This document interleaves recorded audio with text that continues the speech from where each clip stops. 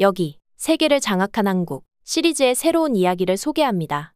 전 세계가 한국에 무릎 꿇고 있다는데 충격적인 소식이 들려왔습니다. 유럽의 작은 나라 슬로바키아에서 일어난 놀라운 변화, 그들이 한국의 무엇에 완전히 빠져들었을까요? 한국의 K2 탱크와 K9 자주포가 유럽을 뒤흔들고 있다는데 폴란드도 했는데 우리가 왜 못해? 슬로바키아 국방부 분석가가 한국에 방문한 후 보고한 충격적인 사실. 한국의 무기 시스템을 도입한 나라들이 불가능한 변화를 겪고 있다고 합니다. 하지만 그들이 진짜 원한 건 무기가 아니었다고. 대체 그들은 한국에서 무엇을 보았길래 이렇게 변했을까요? 오늘의 사연 시작합니다. 저는 NATO 분석가로 15년을 보냈지만 브라티슬라바의 그 답답한 회의실에서 맞이한 중대한 순간을 대비할 준비는 되어 있지 않았어요.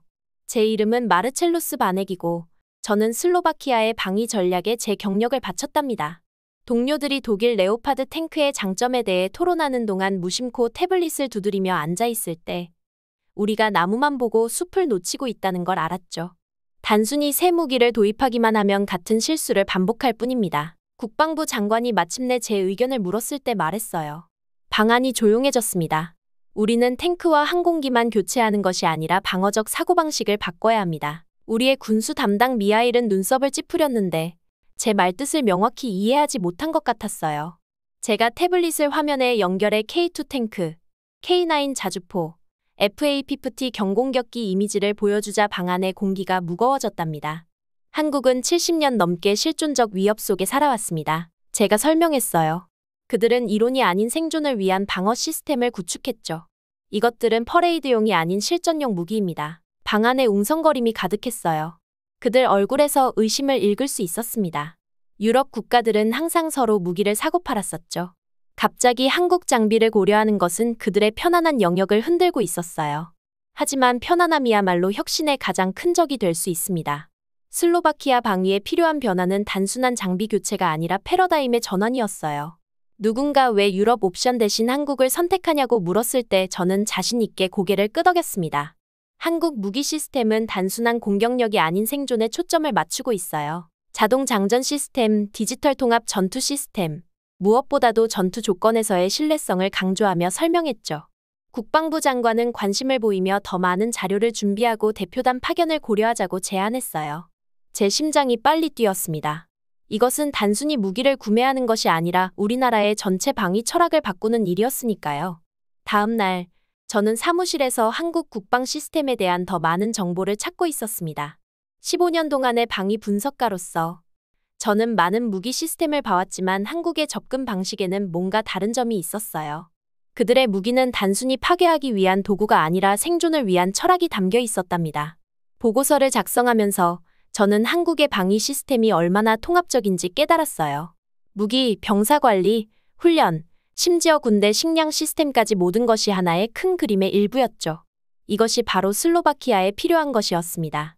우리는 단순히 더 좋은 탱크가 필요한 게 아니에요. 다음 회의에서 말했습니다. 우리에게는 전체적인 시스템이 필요합니다.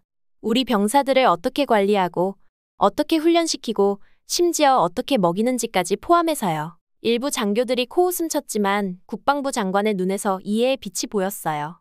그는 제 보고서를 주의 깊게 읽었고 질문했습니다. 이 시스템이 실제로 작동하는지 어떻게 알 수 있나요? 직접 확인해 봐야 합니다. 대답했죠.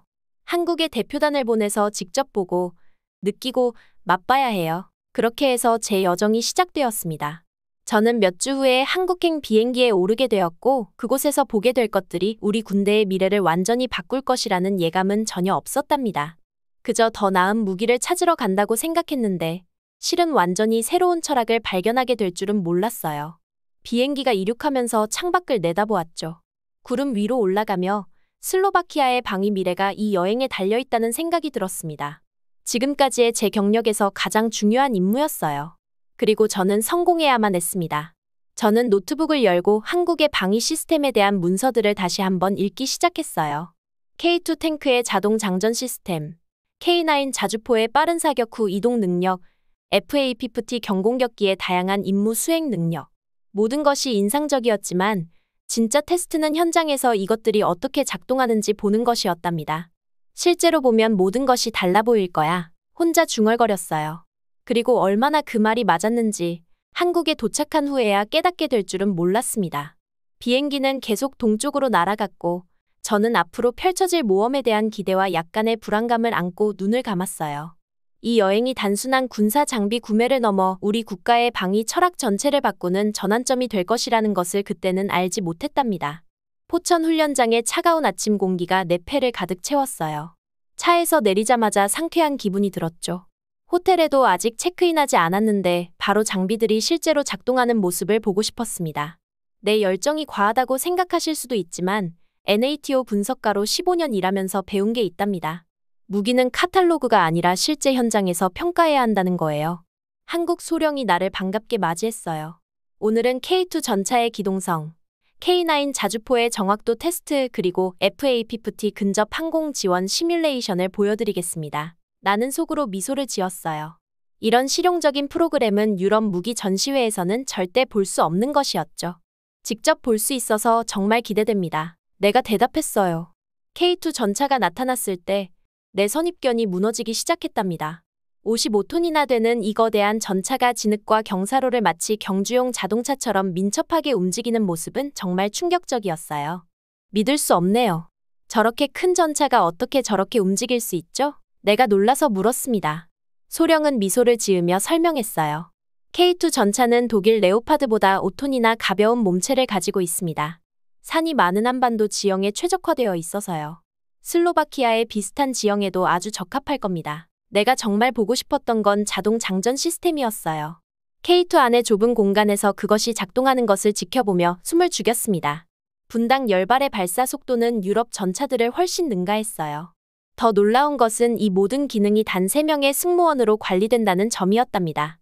유럽 전차는 보통 4명의 승무원이 필요한데 어떻게 3명으로 가능한 건가요? 내가 물었어요. 자동화 시스템 덕분입니다. 승무원 1명을 줄이면 그만큼 전투 효율성이 높아지고 인명피해 위험도 줄어들죠. 다음은 K9 자주포 시연이었습니다. 40km 떨어진 목표물을 정확히 맞히는 모습을 보고 눈을 의심할 정도였어요. 소령은 슈덴스쿠트 능력을 강조했어요. 발사 후 1분 이내에 위치를 바꿀 수 있어 적의 대포에 대한 생존율이 크게 높아진다는 거였죠. 한국 무기 개발 철학은 공격력뿐만 아니라 생존에 중점을 둡니다. 내가 생각했어요. 내가 전에 주장했던 것이 맞았던 거죠. 실제 전투 상황에서는 몇 초가 생명을 좌우할 수 있습니다. 소령이 말했어요.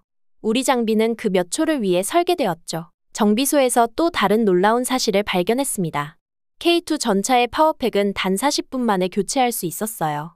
유럽 전차는 이 작업에 보통 최소 4시간이 필요한데 이건 전쟁에서 결정적인 차이를 만들 수 있는 거였죠. 와, 정말 빠르네요. 내가 감탄했습니다. 소령은 설명했어요. 한국 무기는 북한의 실제 위협에 대응하기 위해 실용성을 염두에 두고 개발되었습니다. 전시 상황에서는 신속한 정비, 수리, 인원보호, 효율적인 화력이 무엇보다 중요하니까요. FA-50 경공격기 시연도 인상적이었습니다. 전투기가 낮게 날아와 정확하게 목표물을 타격하는 모습은 마치 영화의 한 장면 같았어요. 슬로바키아에 이 시스템을 도입하면 어떤 변화가 있을까요? 소령이 물었습니다. 나는 잠시 생각에 잠겼어요. 단순히 무기를 바꾸는 게 아니라 우리 군대의 전체적인 운영 방식이 바뀔 거예요. 더 효율적이고 더 생존 가능하며 더 실용적인 군대로 말이죠. 포천 훈련장의 먼지를 밟으며 걸었을 때 슬로바키아에 필요한 것은 단순히 무기가 아니라 이 실용적인 마인드와 시스템이라는 걸 깨달았습니다. 그것은 살아남기 위한 시스템이었어요. 이론이 아닌 실전을 위한 것이었죠. 내일은 장병훈련 체계와 군 급식 시스템을 보여드리겠습니다. 소령이 말했어요. 군 급식이요? 의아해하며 물었습니다. 소령은 웃으며 대답했어요. 네, 무기만큼 중요한 게 군인들의 식사입니다. 내일 보시면 이해하실 거예요. 숙소로 돌아가는 길에 오늘 본 모든 것을 머릿속으로 정리했습니다. 한국의 무기 시스템은 단지 적을 파괴하기 위한 도구가 아니라 자국 방어를 위한 총체적인 시스템이었어요. 그것은 실전에서 살아남기 위한 모든 요소를 고려한 것이었죠. 호텔방에 도착해서 노트북을 열고 오늘의 관찰 결과를 빠르게 기록했습니다. 한국 무기체계의 핵심은 실용성과 생존성이다. 슬로바키아는 단순히 무기를 구매하는 것이 아니라 이 철학을 배워야 한다. 창문 밖으로 서울의 불빛이 반짝이는 밤하늘을 바라보며 생각했어요. 내일은 또 어떤 놀라운 발견이 기다리고 있을까? 특히 소령이 말한 군 급식 시스템이 궁금했습니다. 식사가 어떻게 군사력과 연결될 수 있을까요? 잠들기 전 마지막으로 노트북에 한 줄을 더 적었어요. 전투 효과는 무기에서 시작되지만 그것을 다루는 사람들에게서 완성된다. 이 깨달음이 내 조국 슬로바키아의 국방을 바꾸는 열쇠가 될 것이라고 확신했답니다. 침대에 누워 천장을 바라보며 생각했어요. 내일은 또 어떤 놀라운 일이 기다리고 있을까? 기대감으로 가득 찬 마음으로 잠이 들었습니다. 다음 날 아침, 일찍 일어나 창밖을 내다봤어요. 한국의 아침은 슬로바키아와는 또 다른 느낌이었죠. 가방을 챙기고 호텔을 나섰습니다. 오늘은 한국군의 또 다른 면을 볼 차례였어요. 소령이 말한 군 급식 시스템이 과연 어떤 것인지, 그리고 그것이 왜 무기만큼 중요한지 직접 확인할 시간이었답니다. 로비에서 소령을 만났어요. 그는 상쾌한 미소로 나를 맞이했죠. 오늘은 특별한 경험을 하실 겁니다. 무기만 봐서는 한국군을 완전히 이해할 수 없으니까요. 차에 올라타며 생각했어요. 무기가 아니라면 과연 무엇이 한 나라의 군사력을 결정하는 걸까? 그 답을 찾아 우리는 다음 목적지로 향했습니다. 소령이 군대 식당에서 점심을 먹자고 제안했을 때 처음엔 좀 놀랐어요. 유럽에서는 외국 대표단이 오면 항상 고급 레스토랑에 데려가거든요. 식당으로 가는 길에 또 다른 놀라운 광경을 봤답니다. 군인들이 감독 없이도 식사 전에 손을 씻고 자신을 단정히 하고 있었어요. 소령은 이게 일상적인 일이라고 가볍게 말했죠.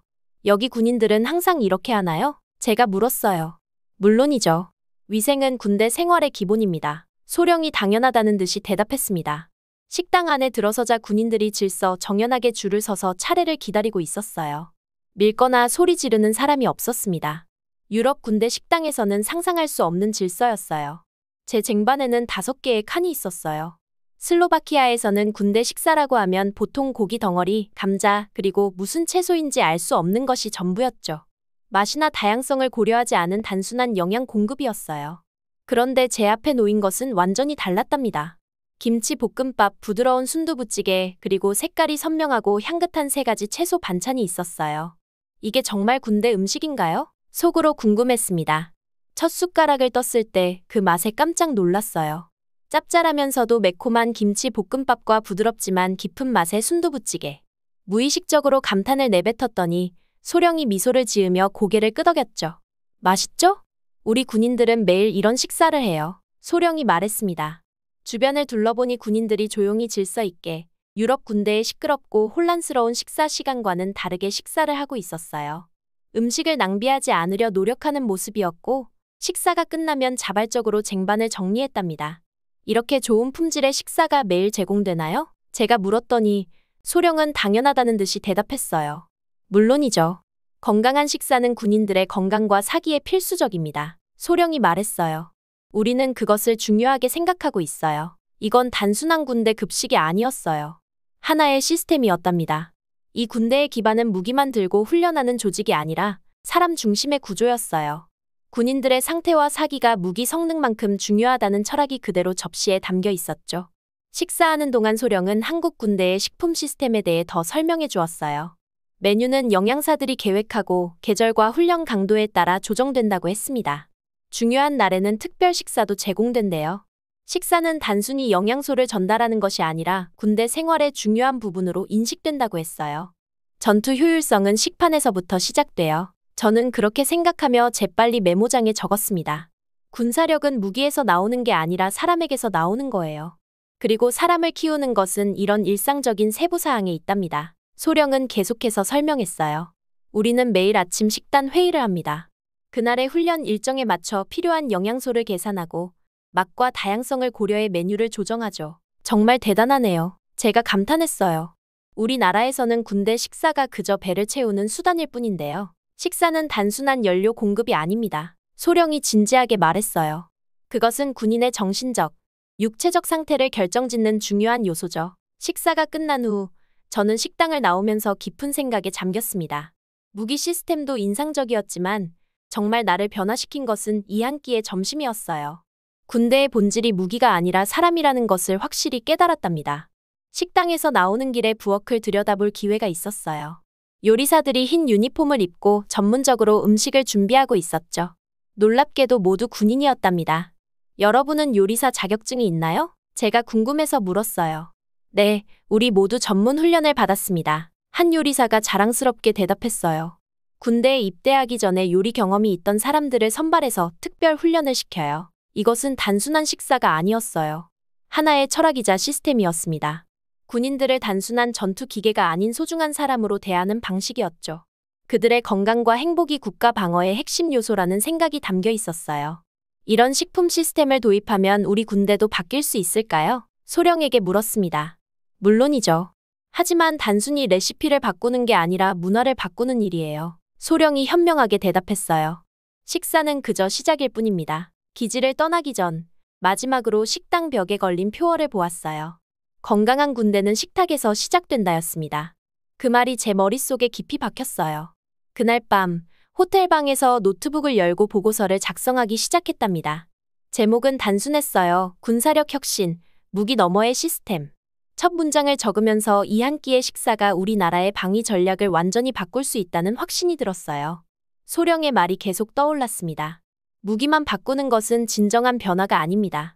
시스템을 바꿔야 해요. 그날 밤, 저는 단순히 무기를 구매하는 것이 아니라 한국의 전체 군사 시스템을 도입하자는 제안을 작성했답니다. 그리고 그 제안서의 중심에는 군대 식품 시스템이 있었어요. 우리 군인들의 식사부터 바꿔나가면 전체 군대 문화가 변할 것이라고 확신했으니까요. 제 보고서를 읽은 사람들은 처음에 의아해했을 거예요. 왜 방위 분석가가 식사에 그렇게 집착하지? 하고요. 하지만 저는 알고 있었습니다.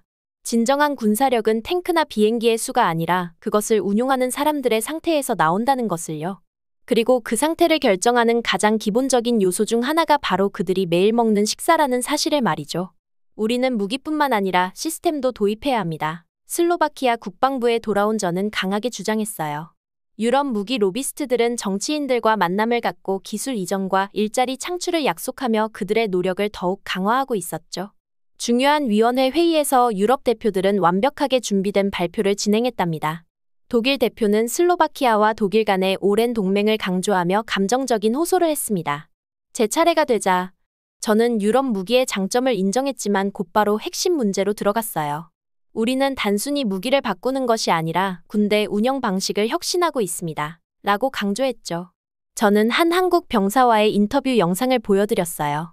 그 젊은 병사는 진심으로 식사가 진실되면 그날의 훈련이 달라집니다. 라고 말했습니다.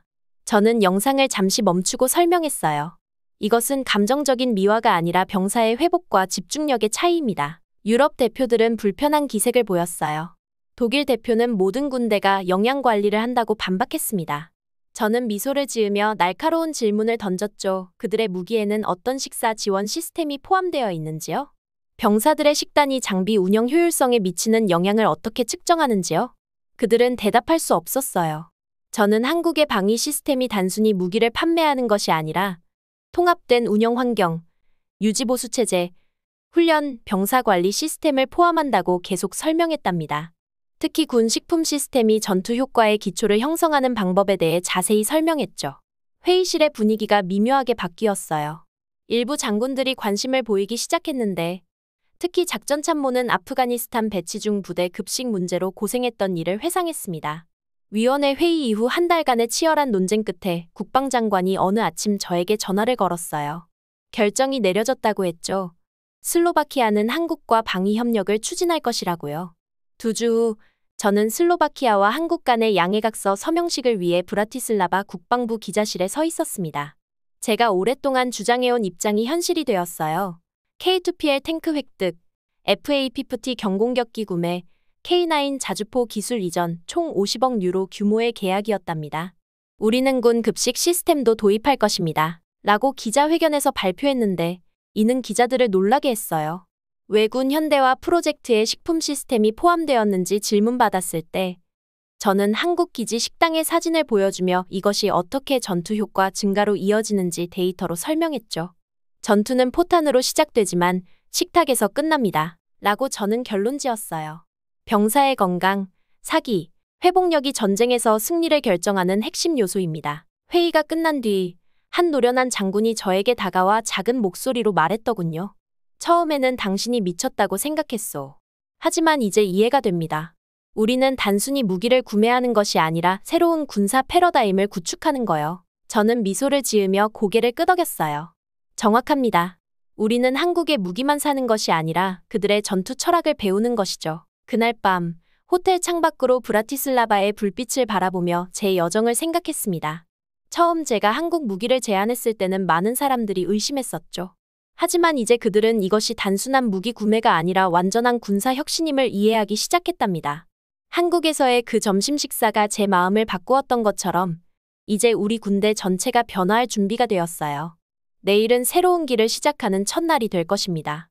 제 노트북에 마지막으로 적었죠. 진정한 국방은 무기의 힘이 아니라 사람들의 힘에서 나온다. 다음 날 아침, 저는 새로운 급식 시스템 구현을 위한 첫 회의를 위해 일찍 일어났습니다.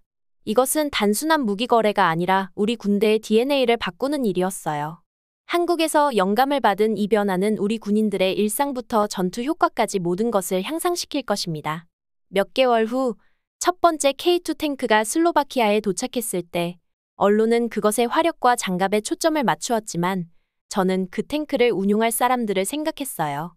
그들이 먹는 음식, 그들의 훈련 시스템, 그들의 사기, 이것들이 진정한 군사력의 비밀이라는 것을 이제 우리는 알고 있었습니다. 탱크는 금속 덩어리에 불과하지만 그것을 움직이는 사람들이 진정한 힘입니다. 저는 기자들에게 말했어요. 우리는 단지 무기를 구매한 것이 아니라 사람 중심의 국방 철학을 채택한 것입니다. 그날 밤, 저는 제 사무실 창문을 통해 군 훈련장을 바라보며 미소 지었어요. 변화는 이미 시작되었고 이것은 단지 시작일 뿐이었습니다. 우리의 국방은 이제 무기의 힘뿐만 아니라 그것을 다루는 사람들의 힘에도 초점을 맞출 것입니다. 군대의 힘은 무기에서 오는 것이 아니라 사람에게서 옵니다. 제가 그날 한국에서 노트북에 적었던 말이었습니다. 오늘 저는 그 철학이 슬로바키아에 뿌리내리는 것을 볼 수 있었어요. 한 끼의 식사에서 시작된 변화가 궁극적으로 우리의 전체 방위 전략을 재형성할 것입니다.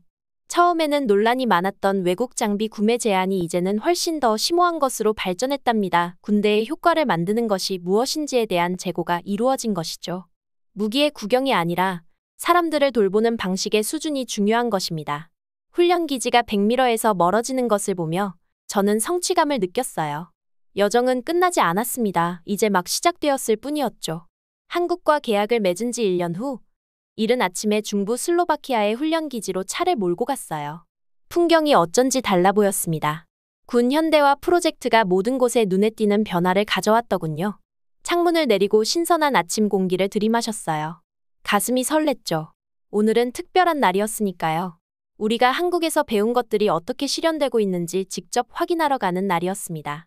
마르첼루스 씨, 오셨군요. 기지 입구에서 젊은 대위가 반갑게 인사했어요. 모든 준비가 되어 있습니다. 먼저 K2 탱크와 K9 곡사포 훈련을 보여드릴게요. 고맙습니다, 대위님. 하지만 사실 오늘 제가 가장 보고 싶은 건 다른 거예요. 대위의 표정에 약간의 혼란이 스쳤답니다. 다른 거라고요? 식당이요. 미소를 지으며 대답했어요. 새로 개조된 군대 식당을 보고 싶습니다. 훈련장을 둘러본 후 제가 가장 보고 싶었던 곳으로 향했습니다. 바로 새롭게 개조된 군대 식당이었죠. 건물 외관은 변함없었지만 내부는 완전히 달랐어요. 입구에는 슬로바키아어로 건강한 군대는 식탁에서 시작된다 라는 표지판이 걸려 있었습니다. 한국의 문구를 직접 가져온 거였죠. 안으로 들어서자 한국에서 목격했던 것과 비슷한 질서, 정연한 모습이 펼쳐졌어요. 제복을 입은 젊은 군인들이 줄을 서서 한국 동료들과 유사한 위생 습관을 유지하고 있었죠. 아직 완벽하진 않았어요. 웃음소리와 전형적인 슬로바키아 군대 문화의 흔적이 남아있었지만 분명히 변화가 시작되었습니다. 어떻게 생각하세요, 바넥 씨? 동행한 지휘관이 물었어요. 놀랍네요. 진심으로 대답했습니다. 이게 우리가 상상했던 변화의 모습입니다. 가장 눈에 띄는 변화는 배식대에 있었어요. 이전의 쟁반은 한국식 칸막이가 있는 스테인리스 쟁반으로 교체되었고 다양한 음식이 담겨 있었죠. 한쪽 벽에는 특별한 증명서가 걸려 있었어요. 한국에서 훈련을 받은 영양사들의 자격증이었답니다. 영양사 3분을 한국에 보냈습니다. 지휘관이 자랑스럽게 설명했어요. 3개월간 집중 훈련을 받고 돌아온 후 식사 구성과 조리 방법, 식품 관리 시스템을 완전히 바꿨죠. 군인들은 식판을 들고 자리에 앉았습니다. 음식은 한국식은 아니었지만 균형 잡힌 식단이 눈에 띄었어요. 단백질, 탄수화물, 신선한 채소가 적절히 조화를 이루고 있었죠. 직접 드셔보시겠어요? 지휘관이 물었습니다. 물론이죠. 기꺼이 대답했어요. 식판을 받아 젊은 병사들 사이에 앉았습니다. 첫 숟가락을 떠서 맛을 보니 놀라웠어요. 맛이 정말 좋았거든요. 이건 제가 예전에 알던 군대 음식이 아니었습니다. 믿을 수 없네요. 지휘관에게 말했어요. 이게 정말 우리 군대 식당에서 나온 음식인가요? 그는 웃으며 고개를 끄덕였습니다. 처음엔 많은 사람들이 의심했어요. 왜 무기 현대화 프로젝트에 식품 시스템이 포함되어야 하는지 이해하지 못했죠. 하지만 지금은 말을 마치기 전에 한 젊은 병사가 다가왔습니다. 실례합니다, 반액 씨. 제가 당신 이야기를 많이 들었어요. 이 변화를 가져오신 분이 당신이라고요. 약간 당황스러웠지만 미소를 지었습니다. 저는 그저 한국에서 보고 배운 것을 전했을 뿐이에요. 이 식사 덕분에 훈련이 완전히 달라졌어요. 병사가 진지하게 말했어요. 아침에 일어나면 식사 시간이 기다려집니다. 그리고 배가 든든하니 훈련에도 더 집중할 수 있고요. 떠나기 전에 지휘관은 놀라운 데이터를 보여주었어요. 새로운 식품 시스템을 도입한 6개월 동안 훈련 부상률이 15% 감소했고 체력 테스트 합격률은 12% 증가했답니다. 만족도 조사에서는 식사 시간이 신병들이 가장 기대하는 시간이 되었다고 나왔죠. 이건 시작에 불과해요. 지휘관이 말했습니다.